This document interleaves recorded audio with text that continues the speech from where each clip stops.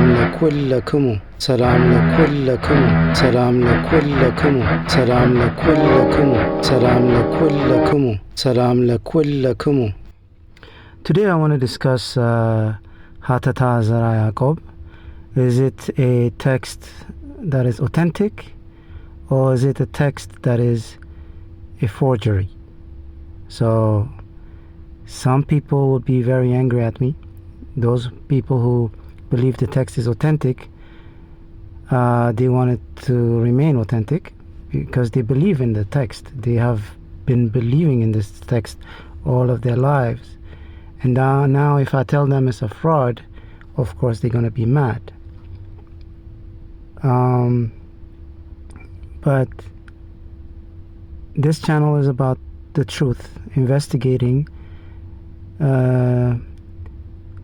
and it's a growth, if you will. You know, we investigate in search for the truth. So if it's something that is a forgery, we're going to have to accept it as a forgery. If it is authentic, and then it is authentic, but we have to prove it is authentic. I myself, when I looked at Hatata Zara Yacob, I had a problem with the text for several reasons. And we're going to discuss that. I had a question mark. It always bothered me, that text, because when I read it, it seemed very different from all the other Ge'ez texts that I have came around, you know. For example, in Ge'ez, you'll say, from this place to that place, you would use is means ka, you know, በአማርኛ ka, በግዕዝ will be so ቢዘን ከቢዘን ወደ ሌላ ቦታ, ለምሳሌ, you know. So you put you know, the two letters እና m. But ሀተታ ዘራ ያዕቆብ ላይ ምንድነው የሚለው? ከማለት ይልቅ ይንና መ ይጠቀማል. And then it goes on with the words. So I was wondering, where did that come from? Because that I've never seen that in other texts. This is like more like a lazy person writing, or a person that is not completely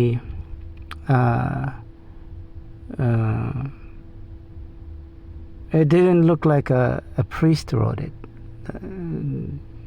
You know what I mean? Someone really a master of the language would not have written it like that. So I had a problem with that. Secondly, I saw that in the text it says Zara Yacob is born in Adiyama, Aksum. Okay, so he's born from a poor family in the area of Aksum. Adyam means in the area, the vicinity, in that area. Okay, so that's what the text says. But when you go to the chronicle of Zara Yacob, he's not born in Adyam Aksum. He's born in Fatagar, in a place called Tilk. So me being who I am, when I ran into this conflicting information, I question Hatata Zara Yacob, you know, the text. So today the video is going to be about Hatata Zara Yacob and its authenticity, or fraudulent or fraud. And we're going to look at not only my views, my opinions, but also the opinion of people who actually do this for a living, you know, who are able to investigate texts and what they have concluded.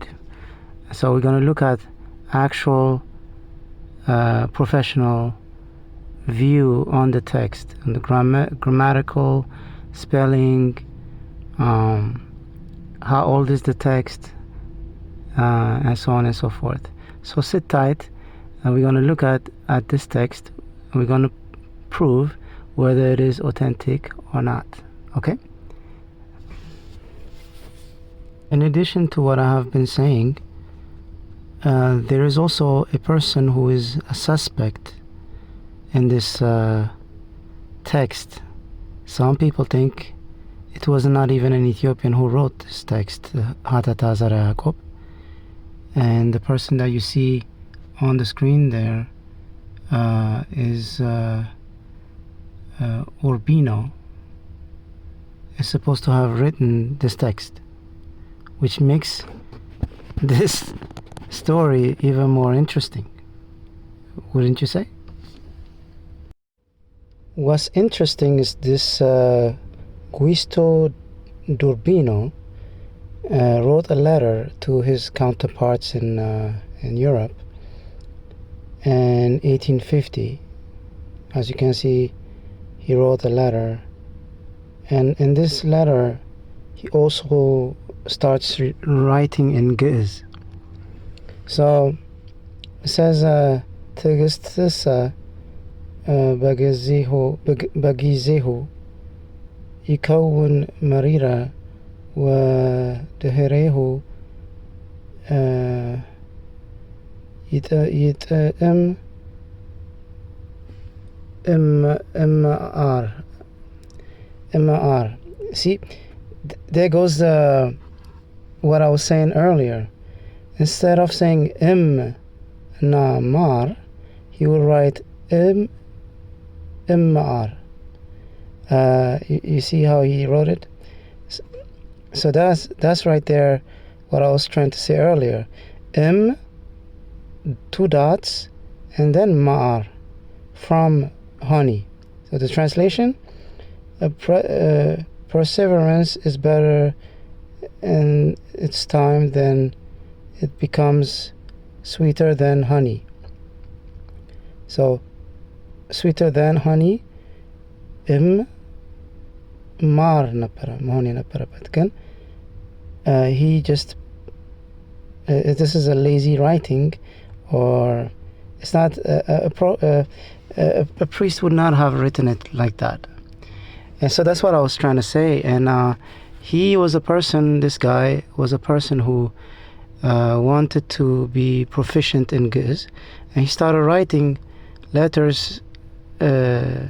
He would send them to his counterpart in Europe, and he would momentarily write in Ge'ez to show that he's knowledgeable in that language.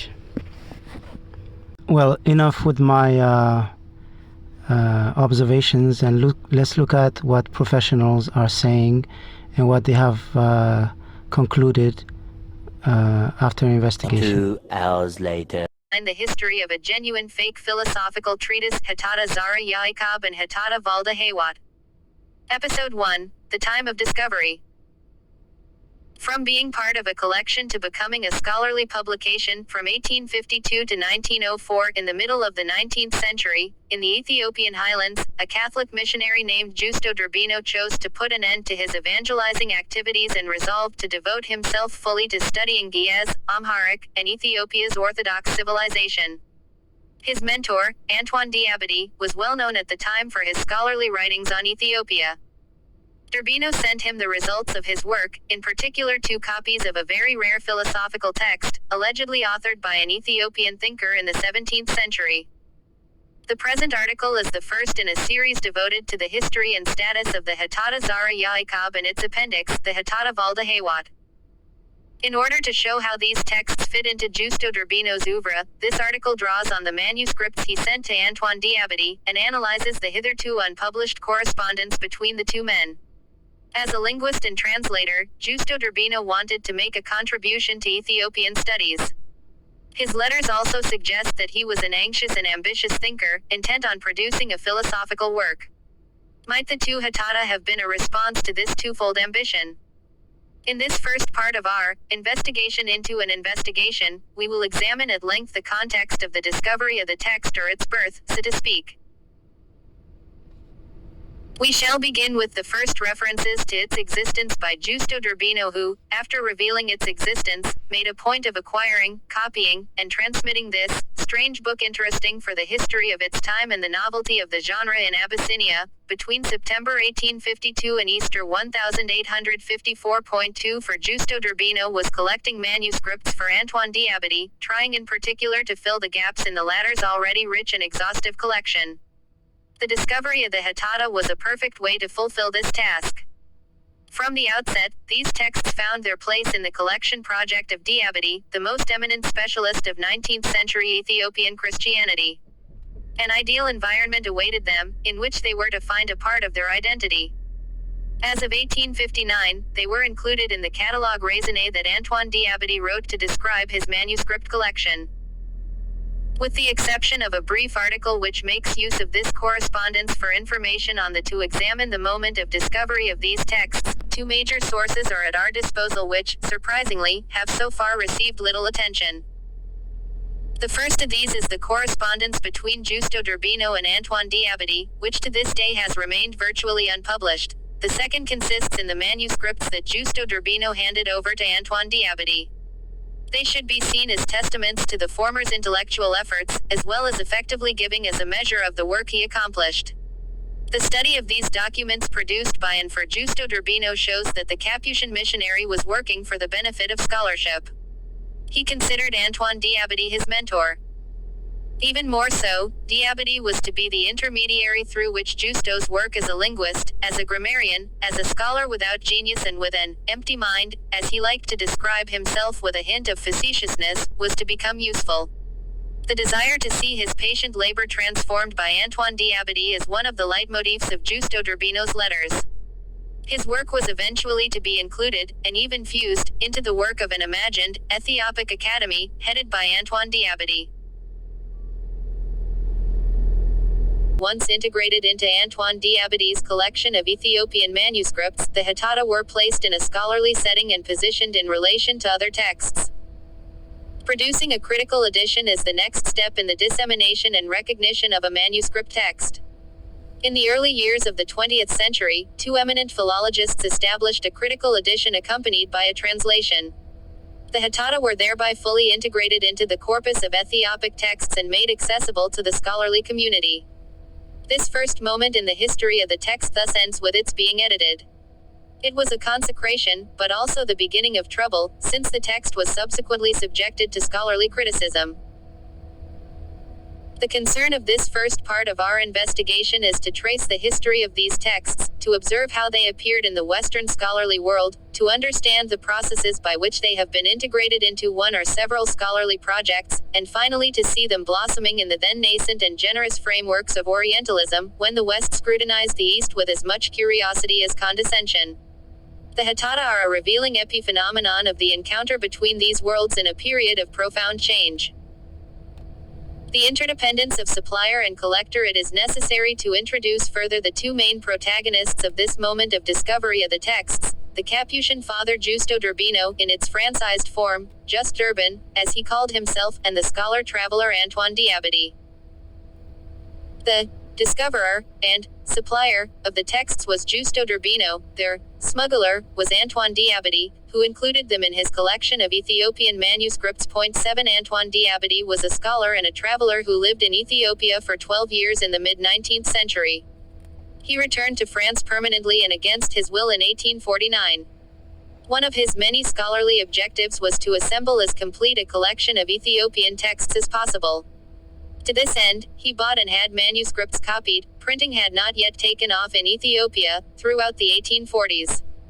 When he left Gondar in 1848, he possessed 192 codices, amounting to a comprehensive overview of Ethiopian literature.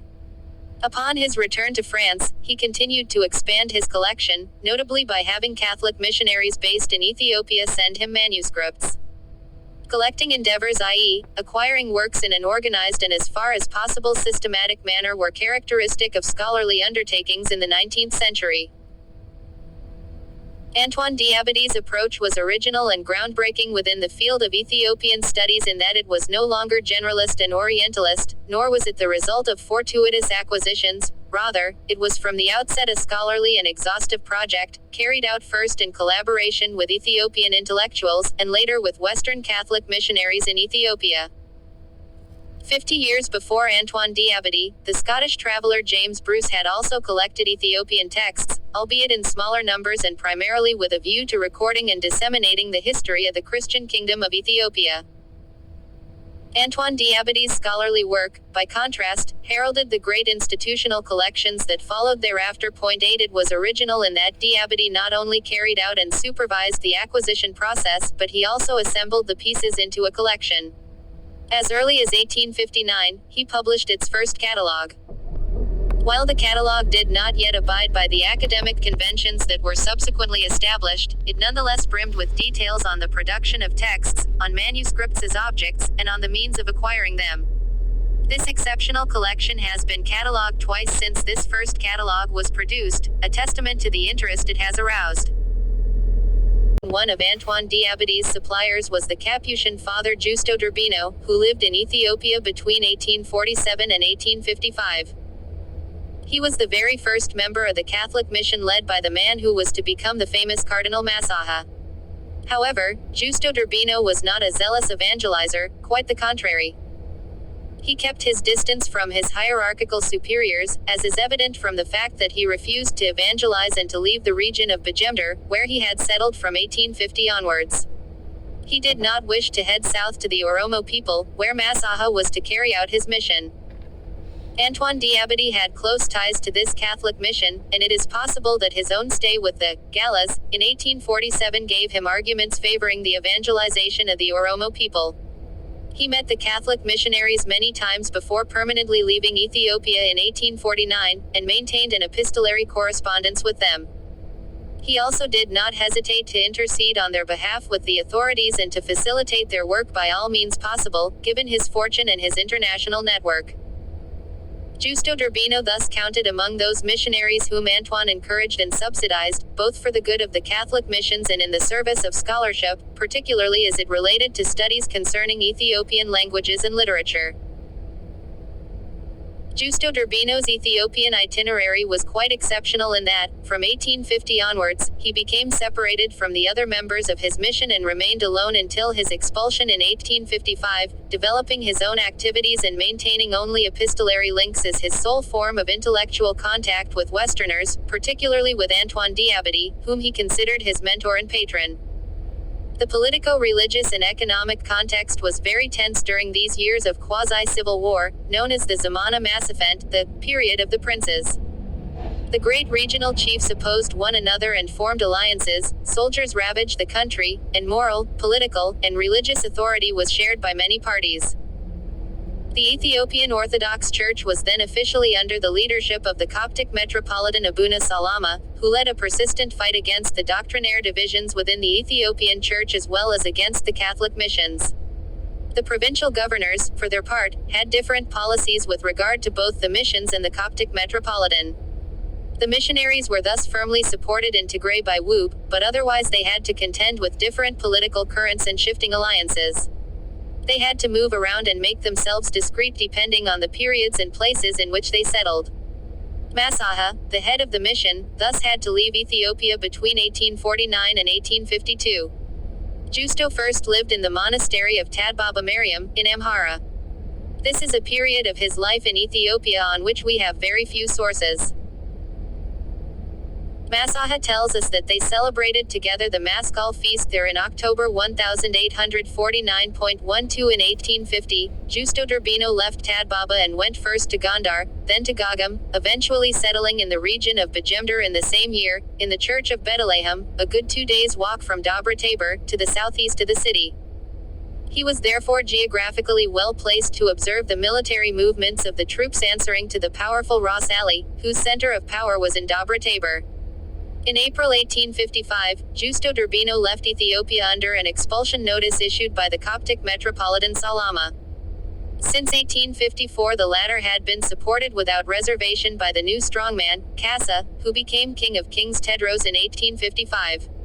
Justo Durbino reached Egypt through the Sennar Road in Sudan, and settled in Cairo, where he stayed for a year. In April 1856, he decided to try and return to Ethiopia rather than return to Europe. 13 He died of a fever or cholera in Khartoum, Sudan, in November 1856, without seeing the Ethiopian highlands again.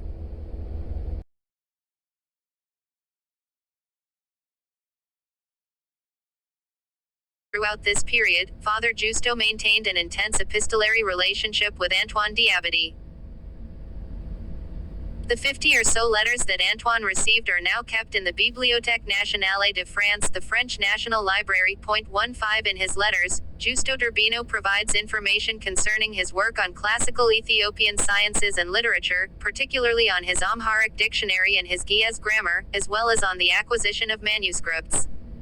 The texts of the Hatatta, their discovery, and their copies are also described in detail. He also very regularly recorded information about the war between Gosu, Ras Ali and Kassa, up to the latter's final victory and coronation as Negusa Nagast Tedros. 16 Finally, Justo Durbino speaks profusely about himself, his material misery. He relied heavily on Antoine Diabate's financial help. His intellectual fatigue, his disgust for life and madness became increasingly apparent after 1854, his faith in Providence, and finally his low regard for institutions and individuals, both European and Abyssinian. He proclaimed an extreme and demanding love to Antoine Diabate, while at the same time mocking him for his poor knowledge of Ge'ez and addressing him harshly on account of the rarity and coldness of his letters. His tone is often entirely inappropriate for a scholarly correspondence of the mid-19th century.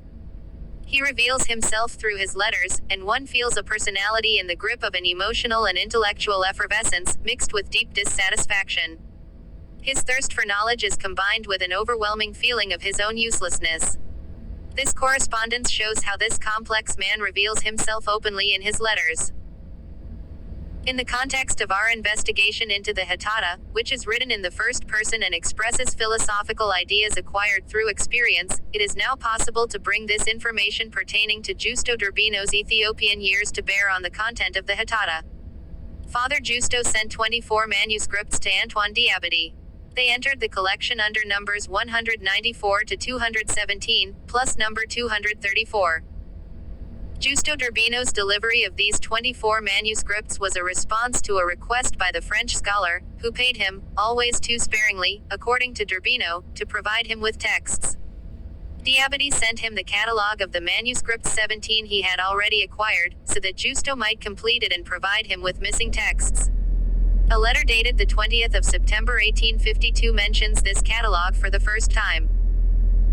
In it, Justo speaks of a very important work which is not in your catalogue. It is the Tefutthati or Great Authentic History of the Kingdom, whose original is scrupulously preserved on the Amba of Gixon and a copy of which it is not easy to find elsewhere. It is something quite different from the Tariqa Nagast. 18 This specification, which is commendable for its accuracy and pertinence, gives us a sense of the depth of Justo Durbino's knowledge of Ethiopian literature and historiography. In the same letter, Justo takes the liberty of making extensive criticisms and correcting the errors in the transcription and transliteration of Ge'ez that are scattered throughout Diabate catalogue. He ends the letter with the following unambiguous appeal: "But you are perhaps very angry at the fact that I have come to lecture you as a pedagogue without having any right to do so. It is so that you might choose me as your proofreader when you print your Ethiopic works." A missing piece in the collection. Finally, in the same letter of September 1852, he described a work that Antoine Diabate did not possess. "You have found some rather funny books, like Dursana Satnail. No one could tell me where it could be found. I too found a strange book in Abyssinia. It is a kind of novel or biographical story written by a deist philosopher from the time of the Portuguese. The protagonist and author is a canon of Aksum. He was persecuted for religious reasons. He fled to the woods and, while there on his own, having become disgusted by all revealed religions, he began to think, and managed to persuade himself that there is a creator God. The latter must be providential, but we can know only very little about his providence. Praying is good, Christianity is false, Islam is false, as are all other revealed religions. After death, the soul is immortal, it must go to God and see another order of justice that we do not know except for the fact that those who have done good to their fellow men and tolerated the wicked, must be the worthiest of God, etc. When I went to Zinga Ferici, a tankway or diviner from Wadla showed me this book written on bad parchment and in a very irregular handwriting. It is a small volume. I begged him to sell it to me for a talary. He told me that even for 10 he would not have sold it, because there are many recipes for medicine and spells added here and there in the same book. I had neither paper nor time to copy it afterwards, I even sent him paper. But so far I have not seen anything. One could call it Teta Yacobi, Hatata Yacob, or just Metsi Yacobi, Mashafa Yacob, because the protagonist and author is called Yacob. It seems interesting to me for the history of its time and for the novelty of the genre in Abyssinia. I will do anything to get it. What is striking about this is that the discovery of the Hatata Zara Yacob is fully in line with the collecting logic of Antoine Diabadi. The latter wanted new, rare, original and, it goes without saying, authentic texts. Giusto d'Urbino could provide him with them.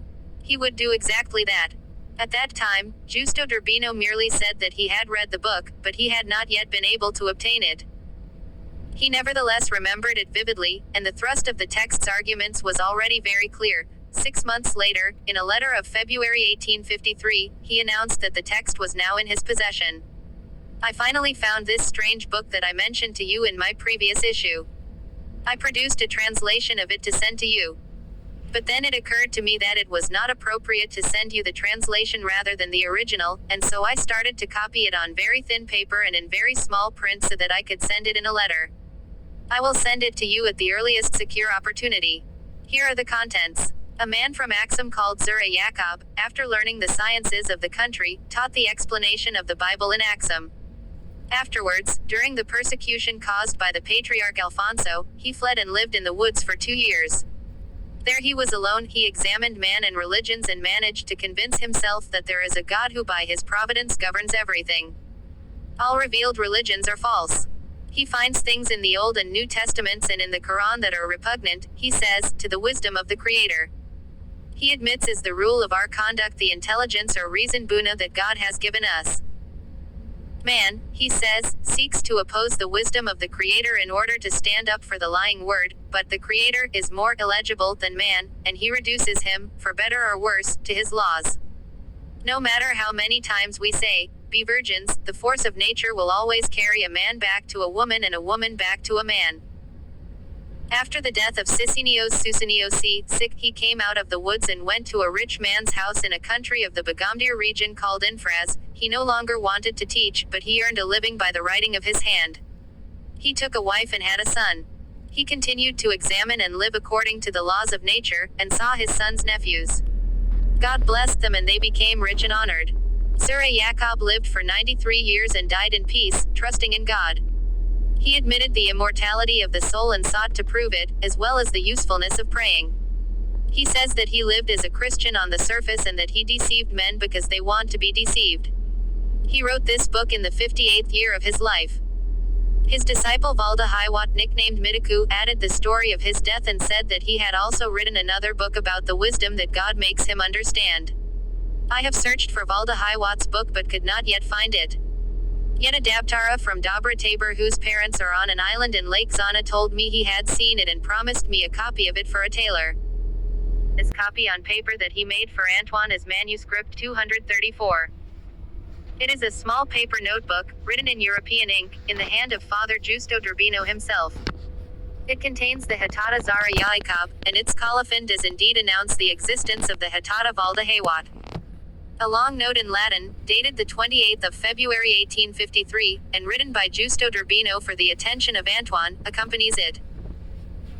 Formally, it is a footnote following a sentence from the colophon of the Hatata Zara Yacob, saying, and now I, Valda Haywat, have also written a book, here it is in English translation, I have been looking for this book, the one mentioned by Valda Haywat, and I have not found it yet.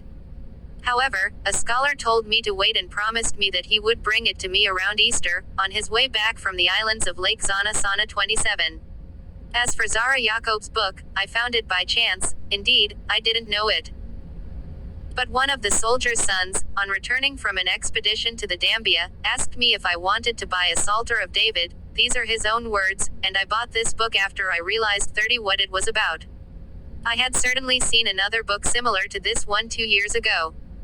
But the book was confuses, it was missing the last 2 paragraphs and the author's name was Zara Yacob and not Zara Yacob. But the present copy is complete, 31 written in a very beautiful style, in 104 pages of a volume of a good size. As you can see, I have transcribed this book on a few small sheets of parchment chartulus and in a rather coarse style. The reason for this was that I wished to send it to you. For it is not easy to deliver a large volume, and if I had written it in Ethiopian ink, I would have had to worry about the humidity during its journey. That is why, after I had received from Proconsul Plowden a little European ink to write it the copybook, I used it this ink, although it does not lend itself very well to the ornate lines of Ethiopian writing. Take it as it is and remember me, for I have been poor and in pain since my youth. As for you, you are full of blessings. So, according to the Abyssinian proverb, to the rich man the cattle, to the poor man the work, may you not be displeased with my services, they can be of great weight in the Ethiopian school. Live and be happy for many years to come. I was writing 37 in the town of Dobra Tabor on the 28th of February 1853. Finally able to acquire the Hatada Zara Yacob from a soldier returning from Dambia. No one knows what became of this original copy, but he supposedly had a paper copy made for Antoine, which he sent to him at Rue Vanneau in Paris. Giusto d'Urbino felt obliged to justify the fact that he had sent a copy written by him. He argued that there was indeed an authentically Ethiopian manuscript which served as a model, but that it would have been too difficult to send it by post owing to its weight, and that this small paper notebook was better suited to a quick delivery. A detailed analysis of the end of the Hatada Zara Yacob will be presented in the 3rd episode. In the note in Latin, Giusto d'Urbino says that he did not know the text of the Hatada Zara Yacob and that he found it by chance. He had seen a copy which he had deemed confused, the last 2 paragraphs of which were missing and the author's name of which was significantly different. He recalled these observations very precisely, which enabled him to say that the codex of 104 folios on the basis of which he made his copy, which would become BNF AB 234, was complete. Such an analysis of the validity of the reference codex is surprisingly accurate for someone who claims not to know the text. The detail is to the absence of the last 2 paragraphs, i.e. Valda Haywat's colophon suggests that the first text seen at the diviner's house ended with the Amen of chapter 15, whereas the manuscript copied by Giusto contained Valda Haywat's colophon but not yet Valda Haywat's treatise. 39 manuscript AB 234 therefore seems to be a work in progress, whose development elsewhere is already outlined through the mention of the book by the disciple Valda Haywat. Giusto d'Urbino indeed announces, in his letter of February 1853, that a learned Dabtara knows a copy of Valda Haywat's book on Lake Tana. Finally, during Easter 1854, a year later, when Giusto was very weakened by depression, by the death of the woman who had served him, and by the illness he contracted as a result of her death which greatly affected him, he was able to announce to Antoine that he had finally found the second book, that is, the one announced in the colophon of the first text. As for my Nagara or rather Hatada Zara Yacob, I think it is quite imperfect, for afterwards I found another copy which was much more correct. There is also Valda Haywat's book, which is announced in the Zara Yacob. I bought this volume for $1. If I had a secure opportunity I would send it to you with my Guise French dictionary and my grammar. Sooner or later, it will all be yours. This very short passage is important because it presents the discovery of a new manuscript, much more correct than the first ones, as it also includes Valda Haywat's book. It therefore reports a third manuscript of the Hatada, after the diviner's copy from Wadla and the one on the basis of which the paper copy was made manuscript 234. For such a rare text, one is surprised at the rather large number of copies known in the mid-19th century. How could Giusto acquire, so quickly and for so little money, a copy of the Hatada Zara Yacob and then a complete manuscript including both Hatada, when we know that this text is so rare as to be totally unknown today? Be that as it may, this copy of the Hatatta Zara Yacob followed by the Hatatta Valda Haywat that he acquired for $1 is manuscript BNF ab 215, a manuscript on parchment, with a cold stamped leather binding, made in a simple and authentically Ethiopian way. However, it is easy to identify the scribe who copied it because his hand is very characteristic, very supple, with a systematic return of each letter toward the left. He also copied manuscript BNF ab 211, Exahaber Nagsa, as well as manuscript BNF ab 200, the Fethanagast that Justo Durbino had copied as soon as he arrived in Bethlehem and whose colophon clearly states that the name of the scribe is Dabtara Gabra Miriam from Bethlehem. Manuscript 215 is therefore definitely a copy made for Justo Durbino. Given that manuscript 215 was produced in the workshop of Bethlehem, there is an inaccuracy on the part of Justo, who claimed that this manuscript was an acquisition. Paleographic analysis shows us that it is in fact a copy he had made. Herein lies the only discernible lie in this staging that gradually revealed the text that Antoine Diabady's collection did not possess. Clarifying the historicity of the two codices of the Hatatta is essential, since manuscript 215 bears all the material features of an authentic Ethiopian manuscript. It is also the only known manuscript containing both Hatatta and is therefore considered complete. This manuscript would later be considered the privileged witness of the texts. Manuscript 234, by contrast, is only rarely mentioned and used. That the parchment manuscript was more important than the small paper notebook must have been an impression that Antoine Diabady also had. He received manuscript 234 by post, well before 1856. But when he received the entirety of Justo Durbino's collection from Cairo, the manuscript on parchment with the two Hatatta entered his collection under the number 215. It is only when he had finished writing his catalogue that the first copy would have found its place at the end of his collection, under number 234. Hatatta in Justo Durbino's Oeuvre, a masterpiece letter of the 25th of October 1851. Should you be pleased to benefit from my work, I shall be happy to work. The short paragraph belonging the letter of Easter 1854 quoted above perhaps reveals the preeminent status of the Hatatta whose titles evolved from one letter to the next, in Justo Durbino's collection of texts. Even as he had copied, and acquired, many more manuscripts, he wished to send Antoine first and foremost the Hatatta, as well as his dictionary and grammar. He described the progress he made on the latter two pieces of scholarship in almost every letter.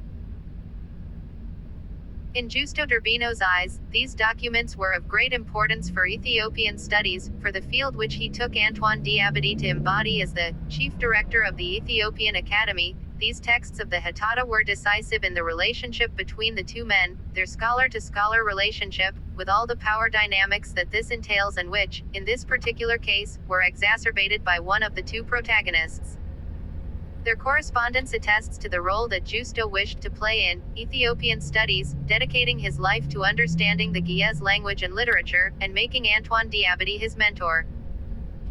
Father Justo Durbino proudly mentions his intense intellectual activity in a letter to his friend Constantine Nasembeni, dated the 26th of May 1852. I have written a great grammar and a comprehensive dictionary of the learned Ethiopian language. So far I have been writing in Latin. I also have about 20 Ethiopian codices on parchment, which contain important and curious things. I can boast of knowing the two Ethiopian languages, namely the learned and the vulgar, better than any European, whether French, English, or Italian. We find the same themes running through the letters he wrote to Antoine, in particular his pride at being the European with the best mastery of Ge'ez. Among the works to which he dedicated all of his attention, he particularly valued his Ge'ez grammar and a Ge'ez French-Amharic dictionary. Diabady, 1859, Notice of Ms. 216, p. 213. This is a heterogeneous volume in which several of Justo Durbino's works have been bound, namely the grammar would have been produced at the request of Antoine Diabady. 43 Justo wrote two manuscripts of it. One was sent to Antoine from Cairo BNF ab 216, the other autograph copy of the grammar must have remained in his belongings when he left for Sudan to reach Ethiopia again, as it is kept today in the Vittorio Emanuele Library in Rome, under the reference number Orient 134.44. Despite Antoine Diabate's wish to have it printed, only the last two notebooks, dedicated to poetry, were published by S. Graybout in 1934. A. Diabate, 1859, p. 214. S. Graybout, R. Schneider, 1952, p. E. His dictionary had a more complex posthumous destiny. It, too, is known owing to two autograph manuscripts, which followed the same trajectories as the grammars. The BNF Adab 217 contains the introduction and the beginning of the dictionary up to the root Rakib. It is therefore the copy which was partly destroyed or lost when he was arrested in Ethiopia in 1855. The other manuscript is complete and was in Rome in the mid-19th century. It would have been in the process of being printed at that time. According to Antoine Diabate. 45, the latter used both manuscript versions for his own dictionary and cited them under the abbreviations J1 for the Rome manuscript and J2 for the one which had entered his own collection. It was not until 1952 that the work of Giusto d'Urbino was published on the basis of two manuscripts, the A217 and the Roman manuscript, that is to say, the original and complete manuscript, of which S. Graybout had a photographic copy, as he indicated in his preface. These two works, the grammar and the dictionary, bear witness to the work that Giusto d'Urbino devoted to mastering the learned and vernacular languages between 1849 and 1855. His hierarchical superior, Bishop Massaha, had wanted to put his talents to use by commissioning him to translate Catholic works into Ge'ez. Was Giusto d'Urbino refusing to participate in the Catholic evangelization of the Ethiopian peoples? Never mind, he was not going to remain useless for the mission. He was entrusted with the translation of the Catholic ritual of baptism into Ge'ez 47 as well as the translation, also in Ge'ez, of a recent work then in vogue, the Soirées de Carthage, Evenings of Carthage. 48. Although no trace of a translation of the ritual of baptism has been found, the translation of the Soirées de Carthage was a real success in Ethiopia, octillion 999 septillion 999 sextillion 999 quintillion 999 quadrillion 999 trillion 999 billion 999 million 999,999. Father Giusto's library poetry in Ge'ez, Arkini, of 8 or 9 verses and conveying a double meaning, or irony, in a very soph. Ms. BNFNAF 23852, full. 121 to 122. Giusto d'Urbino collected and copied Ethiopian manuscripts for his own use. He built this collection primarily to serve his objectives, namely those of studying Ethiopian literary and religious culture. He therefore learned Ge'ez, the liturgical and learned language, and Amharic, the vernacular language of the Christian highlands. The manuscripts he sent to Antoine Diabate in 1856 from Egypt, where he was in exile, represent only part of the collection he possessed. A list of his books copied in Codex Ab. 196 shows that, of the 20 volumes he possessed after Hamley 1845 EC. July 1853, only 12 were sent to Antoine. When he had to leave Ethiopia in April 1855, he took most of his manuscripts with him. His arrest was rather brutal, but all in all he suffered few losses, namely, the books of the Mishabenes, a good Sawasiu grammar and glossary, and the corrected New Testament of the London edition with added Mikinyat comments. All of this counts for very little. What is more considerable is that I have lost without knowing how 7 notebooks of my Ethiopian dictionary, a merely material loss since God preserved for me the first copy with all the notes and corrections. I also lost 2 notebooks containing about 200 chosen Wedisi, Mawads 49, an irreparable loss. When he arrived in Cairo, he repeatedly said to Antoine that his collection of manuscripts would have to be delivered to him and that he would have it sent to him, which he eventually managed to do. On the 17th of August 1855, he drew up an annotated list of his manuscripts and explicitly bequeathed them all to Antoine. But he only sent them to him in March 1856, accompanied by a descriptive list, followed by a note that Antoine added to his archives 50. 51 Giusto first entered the number 9, then crossed it out twice and replaced it with the number 10. Catalogue of Ethiopian books sent to Mr. Ant. Diabate 1. Wedis Amlik, Wedis Mariam 2. Nagast 4 books, Henuk, Ayab Daniel 3. Tamira Mariam 4. Azaias, Dakika Nabiat Armayas 5. Fifth Nagast Manfasawi Wasagawi, on paper, an exact and corrected copy 6. Kitanat ar Sarata Beta Christian 7. On unbound paper Yamad Arkigzi Abernags 8. Solomon Amistu Mazaf 9. On paper not yet bound. Mazafa Christina, Id Kandal, Id Taklil, Maka Yostos Mi, Nagara Miriam, Tamara Adnatus, Lifafa Zidik, Masasa Basilios, Abgarios, Maka Listen, Golgota Gube Ken 10951 Hatata Zara Yacob Hatata Valda Hiwat 11. Sakokawa Nofs, Dursana Rufael Dursana Michael 12. Mazafa Minkuizina 13. Maka Iyab, Id Dioscoros, Id Kirkos, Id Ficuter, Id Istefanos, Id Silas Ketis, Id Maskal, Id Nob, Id Marmanum, Id Gluidus, Id Markorus 14. Orit Zaladat 15. Orit Zazat Wazalwayan 16. Tobit, Daniel 17. Maka Georgis, Id Michael, Id Takla Hamanat, Id Gabriel, Id Petros wa Pawilos 18. Mazafa Bahiri 19. Akonu BC, Malka Gabriel 20. Yafidal Terguame Yazalat Hamanat Terguame My Ethiopian Grammar in 7. Booklets of 40 pages each, plus 3 booklets from my dictionary. In April or May 1855, Justo Durbino was arrested by soldiers and taken to the camp of Abba Salama 53 insertion in top line spacing. The rest of my dictionary was lost during my arrest, 52, and I did not have the goodwill to copy it during my stay in Egypt, because I have the original which also rightfully belongs to Mr. Ant Diabity, who will have it after my death. I will try to complete the copy and send it to him. But I do not dare to send him now the only original I have, lest it should be lost, or lest it less than should happen that it greater than 53 not be understood, for there are notes and corrected errata which are intelligible only to me. May Mr. Diabity forgive me for the laziness of an Egyptian fool. I could have written even in Egypt. I had hoped for more favorable days and climates. I lacked courage. The mountain is in labor. She will give birth to a ridiculous rat. I had promised in the grammar and in the dictionary to add the signed W on every geminated letter. I didn't do it everywhere. I held off on it to do it in a journal. I am a good-for-nothing varian in the etymological sense of the word, worthless niat valet. Partorient Montes Nascetur Ridiculous Muse. 54 In despair yesterday I burned 6 of my manuscripts notebooks, which were worthless. I will burn many more. I feel powerful and I produce nothing but nonsense. So forget me and my productions. 55, Ma Grammaire Ethiopienne N7. Cahiers de 40 pages chacune, plus 3 cahiers de mon dictionnaire. Full.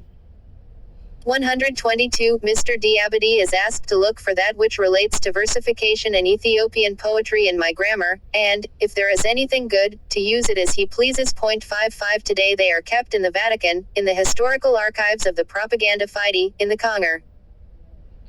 He then returned to Ethiopia, and when he died of illness in Khartoum, he still had papers and manuscripts that were sent to the congregation in Rome. 56 Moreover, he had given to Bishop Massaha in 1852, during their last meeting, some manuscripts which they had made for the mission.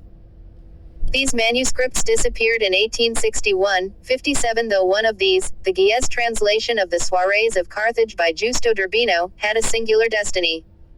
It is now the Codex Vatican et. 165, which was bought by S. Graybout in Addis Ababa in 1926.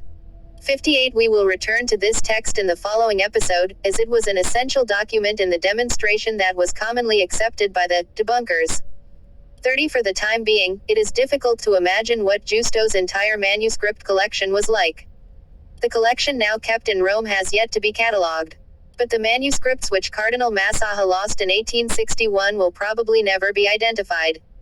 Still, the 24 volumes he sent to Diabity, now deposited at the Bibliothèque Nationale de France, are easily accessible. Hadasat Qualu Anbala Synodos Ba 4 Massaheft the entire New Testament except the Synodos, in 4 books. This manuscript collection consists largely of biblical books, and is comprised of the main texts of the Old 59 and New Testament 60. When consulting these all-in-all classical manuscripts, one is struck by the organizational work that Justo Durbino carried out in order to apply his own Catholic bearings to the Orthodox biblical tradition. On the one hand, he tried to minimize, or at least to understand, the differences in textual traditions. Thus he often supplied in the margins the numbers of chapters and verses of the Vulgate, pointing out interpolations which were unknown to him, A195, A202 in particular. On the other hand, he added titles and created navigational tools to find his way around this universe lacking in paratextual elements, such as page numbers, chapter numbers, titles and subtitles, and tables of contents, features which Westerners had long grown accustomed to. I have learned IKEAs quite well and I am very glad I took your advice to learn it. It has cuz. A copy of the Fethanagast, or, Laws of the Kingdom, Ms. Ab. 200 is particularly representative of his efforts to understand Ethiopian manuscripts, the materiality of which would have been utterly disconcerting to a 19th century Italian. It includes a page numbering system, a table of contents, and numerous marginal glosses, all added by the hand of Giusto d'Urbino. It is one of the very first manuscripts he had copied. 61 Ada Nagast and Marhaiur, according to the list copied in Ms. A 196. He also mentions the copy of Giusto's collection was largely composed of prayers, hymns, homilies, and miracles. 62 In a word, all those texts which form the basis of daily liturgy and faith, including magic. He also gathered ritual texts, both for the sacraments 63 and for the monastic 64 and secular 65 life. In addition, his collection comprised 2 books of computee, which he did not pass on to Antoine Diabity. 66 Ethiopian theology is not particularly represented since only a very common treatise entitled Pillars of Mystery, in Amharic, is listed, and was not sent to Diabity. 34 To sum up, it is above all a library designed to study and understand the foundations of Ethiopian religious and scholarly life. Giusto d'Urbino's numerous notes, his efforts to master the written and oral languages, as well as his studies of biblical texts, civil and religious laws, poetry, magic, and computee, show that he undertook a methodical approach to the Ethiopian literary world. Scribes workshop in Bethlehem. The church was founded by the daughter of King Dawit, Del Mogassa, C.D. Crummy, 2000. As evidenced by a curtain given by King Iyasu I, C.W. Stad, 1959. Letter of the 14th of July 1854. 35 One of the characteristics of Giusto's presence in Ethiopia and one of the essential features of his intellectual and material environment are the fact that he stayed in the same place for almost 5 years. Bethlehem is the village of Gaint, north of the present-day South Gondar region, where he took up residence. Its church was at that time a great intellectual center, a royal foundation dating from the 14th century 67 and still honored by the sovereigns at the end of the 17th century. 68 It is here that Bethlehem Zima, a type of religious song which bears the church's name and which spread throughout most of Ethiopia, developed probably during the 19th century. One can therefore imagine that its library of manuscripts was very complete in the 1850s and that such a place was conducive to studying and to intellectual debates. Giusto has little to say about his intellectual friendships in Bethlehem in his correspondence with Antoine, which is above all haunted by the theme of loneliness. Nevertheless, he is quite proud to confess that he had the courage to pay a mocking Dabtara, who made fun of his pronunciation errors until he knew how to pronounce Gies perfectly. Several of his manuscripts were produced in Bethlehem. A codicological investigation of the material evidence reveals the identities of the people with whom he produced a number of his manuscripts. The work of parchment makers, copyists, and bookbinders was common in 19th century Ethiopia, since printing was still unknown in Giusto d'Urbino's time. Manuscripts were written on parchment or, failing that, on paper, which was more readily done by Westerners who carried some in their trunks. The latter often bought paper in Cairo or in their country of departure in Europe. It was very common to have a text copied when one could not acquire an already existing manuscript copy, and Giusto d'Urbino resorted to such a practice. See note 61, presumably this is the copy that cost him 5 thalers. The manuscripts whose copies were made at his request are nos. 200, 211, 212, and 215. Manuscript 200, the highly annotated study copy of Fethanagast mentioned above, includes a colophon full. 227, in which the copyist is credited, namely, Dabtara Gabra Mariam of Bethlehem. He copied the manuscript for Father Giusto in the year 1843, of the birth of Christ, i.e. In 1850-1851.70, in comparing his handwriting with that of other manuscripts in the collection, one recognizes his very characteristic, very supple hand, with a systematic return of the pen to the left, in manuscripts 211 Exahaber Nagasa and 215 Hatata Zara Yacob and Hatata Valda Haywat. An interesting detail is that in folio 80V of manuscript 211, that is, at the end of the fourth book, in the lower margin, the figure 83,200 might indicate that Giusto d'Urbino had counted characters to pay the scribe. Similarly, at the end of the fifth book, folio 96V, the figure 100,000 is found, and again 137,280 at the end of the last book, folio 233. Giusto had therefore hired and paid Dabtara Gabra Mariam as a copyist. Finally, Giusto sometimes himself acted as a copyist, which is commendable given that this activity is painstaking, laborious, and undervalued. He copied manuscript 212, a small work in Amharic explaining the signs of the Ethiopian alpha syllabary, perhaps indicating that he was curious about this type of writing and its symbolism, and manuscript 213. The first he copied in April 1851, based on a model in Bethlehem, the other a little later, in July 1853, Hamley 1845 EC. Manuscript 234, the first copy of the Hatata Zara Yacob, completed at the latest in February 1853, was also written by his hand. As you can see that I did not produce this text, this critique on Hatata Zara Yacob. It wasn't entirely coming from me. It was done by scholars, and that's what they studied the text. It was generated by their own people. It wasn't generated by an Ethiopian, and you can see it from this website. You could actually find the text. It's available online. This is part 1. We want to fast forward to part 2, okay?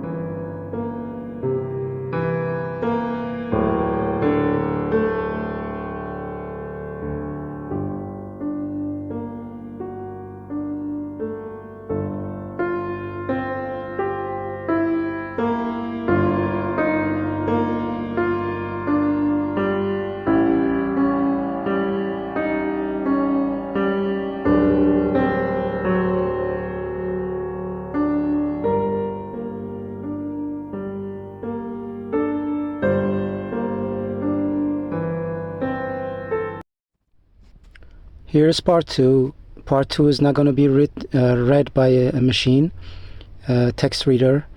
I want every person who has been watching this video up to this level and still not convinced that this Hatata Zara Yacob was a manufactured, was a forgery, is not authentic.